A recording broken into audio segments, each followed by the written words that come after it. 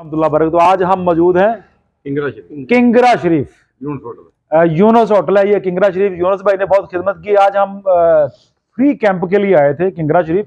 यहाँ ये डिस्ट्रिक्ट सियालकोट है और तहसील जो है पसरूर है। यहाँ हमने मरीज देखे, इलाका काफ़ी बैकवर्ड है, लोगों से बड़ी उनसियत हुई, कुछ सीखा भी। और जिन जिन लोगों ने ये खुसूसी कावज की है उनमें से ये बहुत बड़े समाजी कारकुन हैं जनाब लाला यूसुफ साहब। और लाला यूसुफ के जो शागिर्दे खास हैं उनके दोस्त भी हैं यूनुस होटल वाले। बहुत ज्यादा उन्होंने प्यार किया, मोहब्बत की। और जो खसूसी सेहरा जिनके सर जाता है वो राणा करामत अली साहब सामने आ जाएं। इन लोगों ने ये एक समाजी कावज की।